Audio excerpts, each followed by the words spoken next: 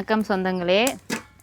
இன்றைக்கி அத்தை வந்து வியாபாரத்துக்கு போகிறதுக்கு அதிரசமும் சுண்டல் ஊற வச்சு வேக வச்சு எடுத்துகிட்டு போகிறாங்க. நம்மளும் அதிரசம் சுட ஆரம்பித்தாச்சு. வாங்க அப்படியே அதிரசத்தையும் சுட்டு எடுக்கலாம்.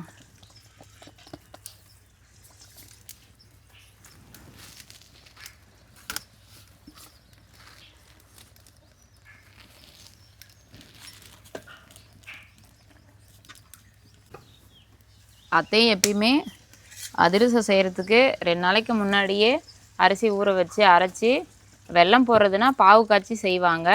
சர்க்கரையும் ஊற வச்சு செய்வாங்க. ஏன்னா நம்மளுக்கு வந்து வெல்லத்துலேயும் கேட்பாங்க, சர்க்கரையிலையும் கேட்பாங்க. அதுக்கு தகுந்த மாதிரி 2 நாளைக்கு முன்னாடி அத்தையும் இது எல்லாமே மாவு ரெடி பண்ணி வச்சுக்குவாங்க. அப்பப்போ போட்டுக்குவாங்க. இது நம்ம மாவு நல்லா ஊறினா தான் நமக்கு அதிரசம் நல்லா இருக்குன்னு முதல் நாளே 2 நாளைக்கு முன்னாடி செஞ்சு வச்சுருவாங்க. ரொம்பவுமே நல்லாயிருக்கும். அதிரசமும் நல்லா அத்தையோட கைப்பக்குவனாலே நல்லா சாஃப்டாக நல்லாவே இருக்கும். பாருங்க அப்படியே சூப்பரான அதிரசம் தயாராகிடுச்சு.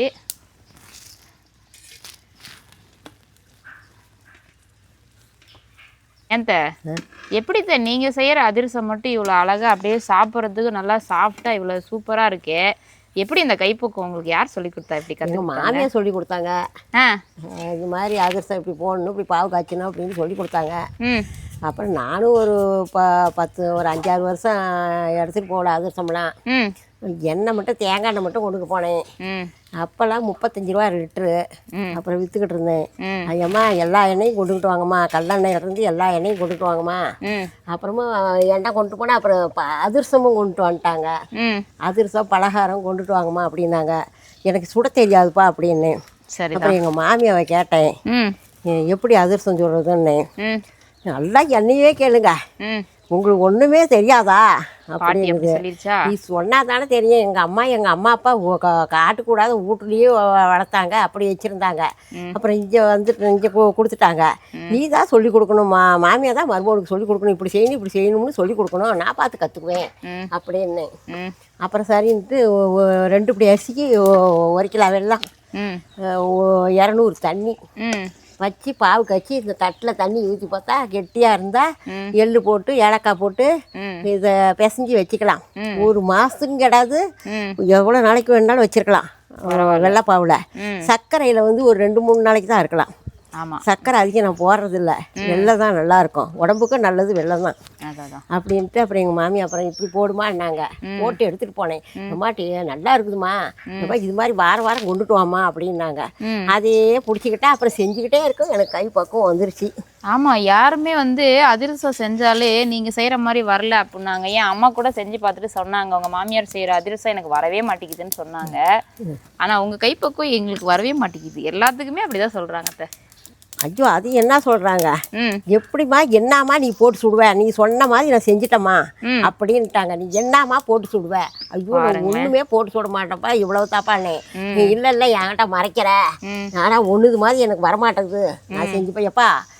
இது மாதிரி செஞ்சு மாவு நல்லா ஊட்டணும், தளர்த்தியாக இருக்கணும்.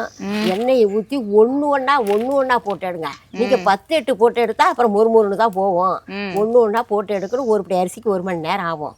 அப்படி போட்டு எடுங்க, நல்லா இருக்கணும். என்ன செஞ்சாலும் எங்களுக்கு வல்லமா. இது மாதிரி அதிரசம் மாதிரி வல்லமா. அப்போலாம் ஒரு அதிரசம் 1 ரூபா.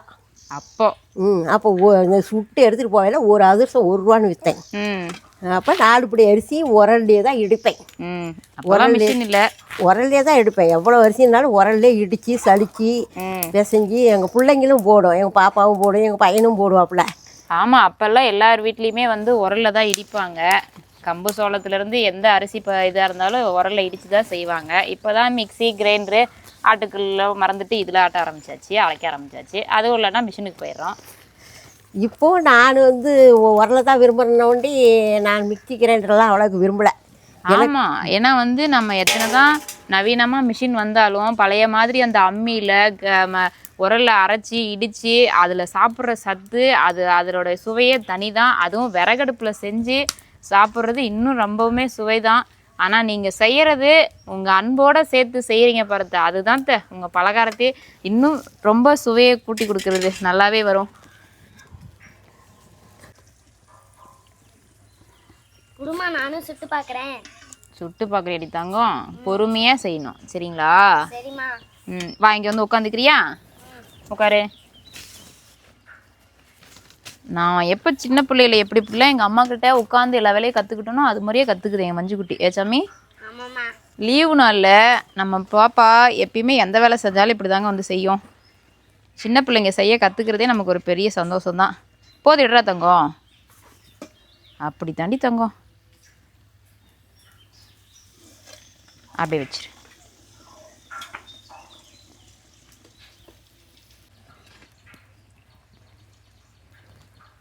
என்ன மஞ்சு குட்டி பண்ணிட்டு இருக்கீங்க? ஆயா சுட்டு அதிர்ஷ்டம் எப்படி இருக்குன்னு சாப்பிட்டு பார்க்க போறேன். பார்க்க போறியா? சாப்பிடு சாப்பிடு. ஆயா சுட்டு அதிர்ஷ்டம் செம்மையா இருக்கு. செம்மையா இருக்கா? ஆமாம்மா. அதை கூட எங்கள் பாப்பா இவ்வளோ ராகமாக சொல்கிறா பாருங்க, அதுதாங்க ஹைலைட்டான வேலை. ஏன் மஞ்சு குட்டி? ஆமாம்மா. ஆமாம்மா ஆமாம்மா. சாப்பிடு சாப்பிடு. வாங்க அப்படியே தண்ணியும் பொடை அடுப்பில் வச்ச உடனே சுண்டலுக்கு கொதிச்சிருச்சு. அப்படியே சுண்டலையும் வேக வச்சு எடுத்துக்கலாம்.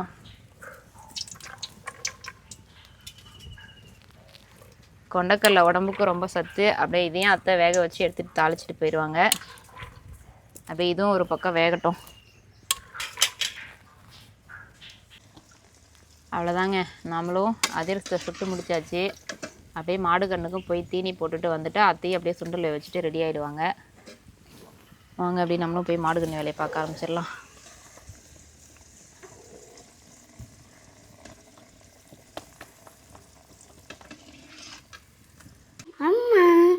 ஐ மஞ்சு குட்டி பாருங்க, பாப்பா லீவு நாளில் சும்மாவே இருக்க மாட்டா. இன்றைக்கி பிள்ளையார் செஞ்சுருப்பா போல். நல்லாவே செஞ்சுருக்குது மஞ்சு குட்டி, சூப்பர் பிள்ளையார். எப்பயுமே இப்படி தான் ஏதாவது துருத்துருன்னு ஒரு வேலை பார்த்துக்கிட்டே இருக்கும். எங்கள் பிள்ளையார் கண் வைக்கலையா? போய் தாங்க வைக்கணும். கண் வச்சா சக்தி வந்துடும்ல. கொஞ்சம் லேட்டாகி வைப்பா. கொஞ்சம். ஆமாம்மா. ம், நான் செஞ்ச விநாயகர் எப்படி இருக்குன்னு கமெண்ட்ஸில் சொல்லுங்கள். பிள்ளையார் அழகா தாண்டி இருக்கு. பூ டெக்கரேஷன்லாம் பண்ணி சூப்பராக வச்சுக்கிறேன் மஞ்சு. ஆமாம்மா. போன தடவை செஞ்ச பிள்ளையாரையே இன்னும் கரைக்க மனசு வராது, அப்படியே வச்சிருக்கேன். இன்னும் இதில் அடுத்த பிள்ளையார் வேறையா? சரி வச்சு சாமி கும்பிடு போய். சரிம்மா. விநாயகர் வைக்கிறதுக்கு இடம் பத்தடா, தான் வச்சேன்.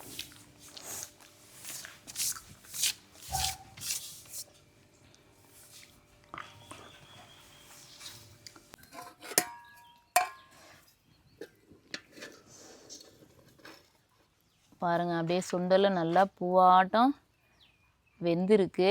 அப்படியே வாங்க தண்ணியை வடிச்சிட்டு ஒரு தாளிப்பும் கொடுத்துடலாம். இதை உப்பு போட்டே அத்தை வேஸ்ட்டாங்க. வாங்க தாளிச்சா சூப்பர் டேஸ்ட்டோடு இருக்கும்.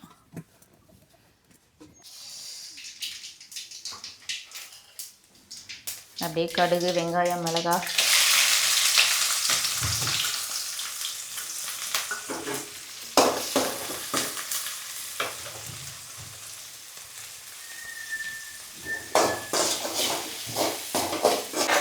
அப்படியே வாங்க சுண்டலை கொட்டி 2 வணக்கு வணக்கிட்டு கொஞ்சம் கொத்தமல்லி கருவேப்பிலையை போட்டால் அவ்வளோதாங்க, சுண்டல் இன்னும் கொஞ்சம் ருசியாக மாறிடும்.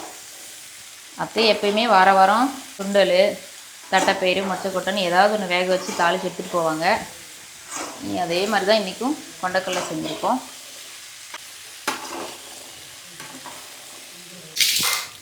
அவ்வளோதாங்க, நம்மளும் சுண்டலை தாளிச்சாச்சு. அத்தையும் வியாபாரத்துக்கு கிளம்ப போகிறாங்க. நம்மளும் அதிரசம் லட்டு கடலை உருண்டை எள்ளு உருண்டை சுண்டல் எல்லாமே எடுத்துகிட்டு மாங்காய் ஊறுக்காயும் அத்தை வீட்டில் நல்லாவே போடுவாங்க. வத்தல் கொஞ்சம் இருந்துச்சு. ஒரு பொண்ணு கேட்டிருந்தாங்க ஊறுக்காய் போட்டு கொண்டு வாங்கம்மா அப்படின்னு. அவங்களும் அப்படியே மாங்காய் ஊறுக்காய் இது எலுமிச்சப்பழம் ஊறுக்காய் எல்லாமே போட்டு எடுத்துக்கிட்டாங்க.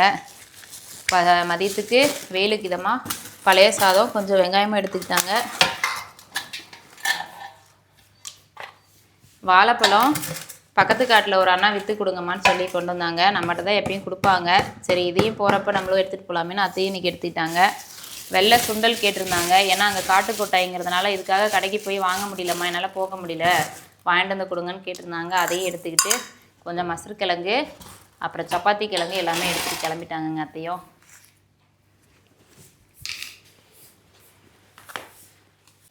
வியாபாரத்துக்கு கிளம்பிட்டேங்க, எல்லாம் எடுத்து வச்சுட்டேன். வெயில் வேறு பட்டையை கிளப்புது. பிள்ளைங்கெல்லாம் எல்லாம் எதிர்பார்த்துக்கிட்டு இருக்கோம். எல்லாம் ஏமாந்து போயிடும்.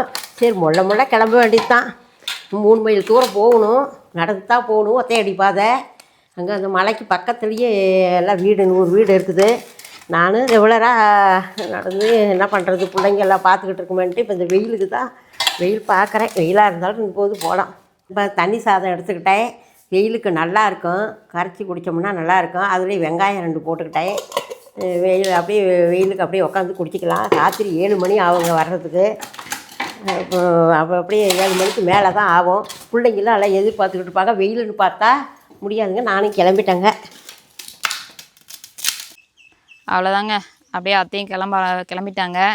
நம்மளும் இந்த வரப்பு தடத்தில் அத்தை போகிறதுக்கு கொஞ்சம் கஷ்டப்படுவாங்க. நம்மளும் இன்றைக்கி சும்மா நிறையா இருக்குது, அப்படியே கொண்டு போய் கொடுத்துட்டு வந்துடலான்னு கிளம்பிட்டேங்க.